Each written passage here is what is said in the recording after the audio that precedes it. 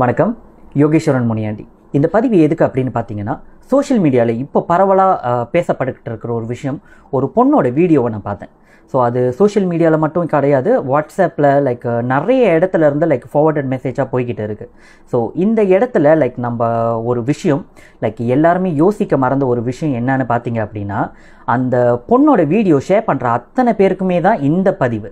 So முதல் விஷயம், அந்த பொண்ணு ஒரு சின்ன பொண்ணு, வளர வேண்டிய பொண்ணு, வாழ வேண்டிய பொண்ணு. தென் முதல்ல அது ஒரு பொண்ணு.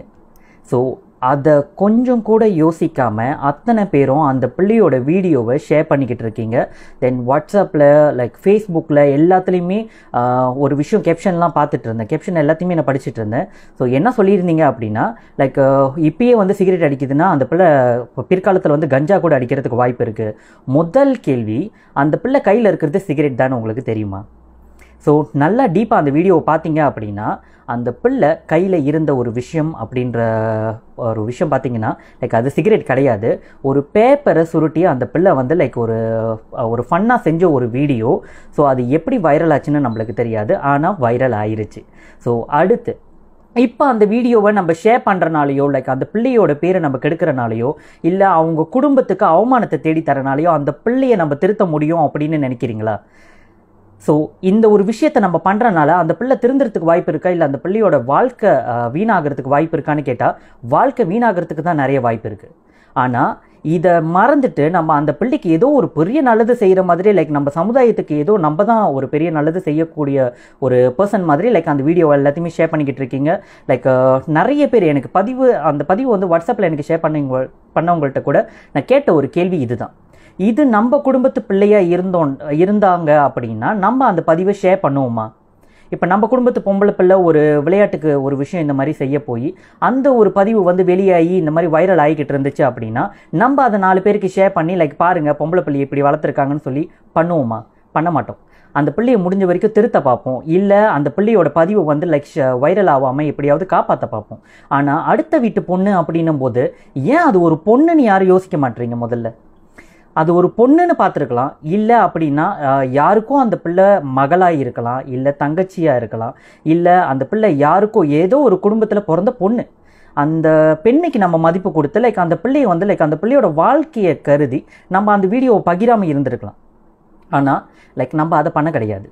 இதே ஒரு விஷயம் ப்ரீவியஸாக ஒரு பொண்ணோட வாழ்க்கையில் நம்ம எல்லாருமே சேர்ந்து தான் அந்த வீடியோவை ஷேர் பண்ணது, அந்த பிள்ளையை கண்ட மாதிரி கமெண்ட் பண்ணது, அந்த பிள்ளையோட உயிரே போகிறதுக்கான காரணமாக இருந்தது. ஆனால் அந்த பிள்ளை இறந்ததுக்கு அப்புறம் எத்தனை பேர் அதுக்காக வீடியோ செஞ்சீங்க?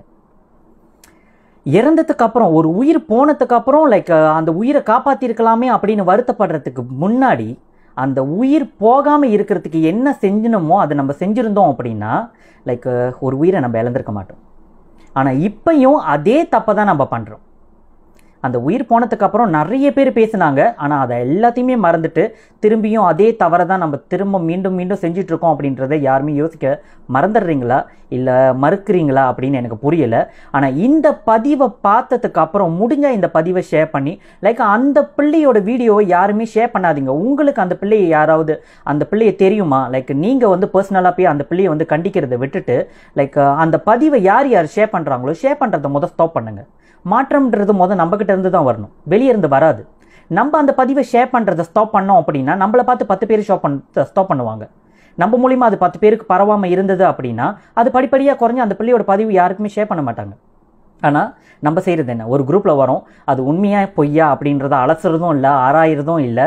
அதை உடனே நம்ம இப்போ இன்னொரு 10 பேருக்கு ஷேர் பண்ணுறது, அந்த 10 பேர் ஒரு 100 பேருக்கு ஷேர் பண்ணுறது, அது அப்படியே அந்த பிள்ளையோட வாழ்க்கையே கேள்விக்குறியாக்கி அந்த பிள்ளையோட அந்த பிள்ளைக்கு எதிர்காலம் அப்படின்ற ஒரு விஷயமே இல்லாமல் ஒன்று அந்த பிள்ளையை தற்கொலைக்கு தூண்டுறது, இல்லை அப்படின்னா அந்த பிள்ளையோட அப்படியே கெரியரை அப்படியே ஸ்டாப் பண்ணி வச்சிடுறது. ஸோ இந்த ஒரு விஷயத்தை இதோட நம்ம நிறுத்திக்கணும் அப்படின்னா முதல்ல நம்ம மாறணும். தனி மனிதன் மாறினாதான் சமுதாயம் மாறும் அப்படின்றது என்னோட நம்பிக்கை. ஸோ இந்த ஒரு விஷயத்தில் உங்களுக்கு அதில் நம்பிக்கை இருந்தது அப்படின்னா இந்த பதிவை பார்த்துட்டு இதுக்கு மேலே அந்த பதிவை யாருமே ஷேர் பண்ணாதீங்க. அந்த பொண்ணுக்கு நீங்கள் ஒரு நல்லது செய்யணும், சமுதாயத்தில் இதுக்கு மேலே யாருமே அந்த மாதிரி தப்பு செய்யக்கூடாது அப்படின்னு நினச்சிங்கன்னா முதல்ல நம்மளை திருத்திக்கும். என்னோட சிச்சுவேஷனில் கூட தான் இப்போ 90s கிட்ஸ் அப்படின்ற ஒரு கேட்டகரியில் தான் நானும் இருக்கேன். ஸோ என்னோட கேட்டகரியில் பார்த்தீங்கன்னா என்னோட லைஃப் அப்படின்ற ஒரு விஷயத்தில் பார்த்தீங்கன்னா இது இருந்தது. ஏன் அது வந்து பகிரப்படலை அப்படின்னா அப்போ யார் கையிலையும் ஹெட்ஃபோன் கிடையாது. ஸோ அப்போ கூட தான் லைக் என்னோட சின்ன வயசில் சைல்ட்ஹுட் சமயத்தில் லைக் நாங்கள்லாம் சேர்ந்து லைக் அந்த வெங்காயம் அப்படின்ற ஒரு விஷயம் இருக்கு இல்லையா, அந்த வெங்காயத்தை அந்த நடுவில் இருக்கிற அந்த ஒரு விஷயத்தை எடுத்து லைக் சிகரெட் மாதிரி லைக் ட்ரை பண்ணிலாம் பார்த்தது உண்டு, இல்லைன்னு சொல்ல முடியாது. Nobody is perfect. ஆனால் அப்போ வந்து இது வந்து வைரல் ஆனது கிடையாது. ஏன்னா அப்போ யார் கையிலையும் மொபைல் ஃபோன் இருந்தது கிடையாது. அப்போ உள்ள ஜெனரேஷன் வேறு, இப்போ உள்ள ஜெனரேஷன் வேறு. ஸோ முதல்ல அதை புரிஞ்சுக்கங்க. ஸோ கையில் ஃபோன் இருக்குன்றதுக்காக லைக் அந்த பிள்ளைங்க எடுத்து லைக் விளையாட்டாக செய்கிற ஒரு விஷயத்த நீங்களே வினையாக மாற்றி கொடுத்துட்டு அதுக்கப்புறம் இது அந்த பிள்ளைங்க வீடியோ எடுத்துச்சுன்னு கேட்டால் மொபைல் ஃபோன் இருக்கிறவங்க எல்லாருமே என்டர்டெயின்மெண்ட்காக என்னென்னமோ பண்ணிக்கிட்டு இருக்காங்க. அந்த பிள்ளை ஜஸ்ட் ஒரு சிகரெட் குடிக்கிற மாதிரி ஒரு பேப்பரை வச்சு ஆக்ட் பண்ணி ஒரு வீடியோ எடுத்திருக்கு. அந்த வீடியோ யார் எடுத்திருப்பா அப்படின்றது கேள்வி கிடையாது. அது யார் மூலியமாக வெளியாச்சு, அது யாரெல்லாம் ஷேர் பண்ணீங்க, அதுதான் இங்கே கேள்வி. விளையாட்டாக அந்த பிள்ளை எடுத்த ஒரு வீடியோ அப்படின்னு சொல்லி லைக் ஜஸ்ட் அப்படியே விட்டுட்டு போயிருக்கலாம். இது ஒரு விளையாட்டுக்கு நடந்த ஒரு விஷயம்னு சொல்லி விட்டுட்டு போயிருக்கலாம். ஆனால் நம்ம பண்ணுற ஒரு விஷயம் அது எந்த அளவுக்கு பாதிக்குது அப்படின்றத நம்ம தெரியாமல் நம்ம ஷேர் பண்ணுற ஒரு விஷயம் ஒரு உயிரை கொல்றதுக்கு கூட வாய்ப்பு இருக்குது. 1/2 அடி நீளம் நாக்கு 6 அடி உயிரை கொல்லும்னு சொல்லுவாங்க. ஆனால் இங்கே நம்ம பண்ணுற ஒரு சின்ன தவறு ஒரு உயிரை கொல்லும் அப்படின்னா அதுவும் கொலைக்கு சமானம் தான். ஸோ கத்தி எடுத்து குத்தி ரத்தம் வந்து அவங்க செத்தாதான் கொலைன்னு கிடையாது. அந்த அந்த ஒரு உயிர் போகிறதுக்கு நம்மளும் ஒரு காரணமாக இருந்தோம்னா கூட அதுவும் கொலை தான். ஸோ முடிஞ்சால் இந்த பதிவை பார்த்ததுக்கப்புறம் இதுக்கு மேலே உங்களுக்கு யாராவது வந்து வாட்ஸ்அப்பில் ஏதாவது ஷேர் பண்ணாங்கன்னா அது அப்படியே ஒரு பொண்ணோட சம்மந்தப்பட்ட ஒரு விஷயமா இருந்துச்சுன்னா, இல்லை அடுத்த தலைமுறை ஒரு இளைய தலைமுறை சம்மந்தப்பட்ட ஒரு விஷயமா இருந்துச்சுன்னா அதை அப்படியே ஸ்டாப் பண்ணுங்க. முடிஞ்சால் பகிராதீங்க. உண்மை என்னன்னு தெரிஞ்சுக்கங்க. முடிஞ்சால் உதவி பண்ணுங்க. அந்த குடும்பத்துக்கு உபத்திரமாக நம்ம நிற்க வேண்டாமே. நம்ம மாறுவோம், நம்ம சமுதாயத்தை மாற்றுவோம். அடுத்த தலைமுறைக்கு எது சரி எது தப்புன்னு நம்ம கற்றுக் கொடுப்போம். நன்றி.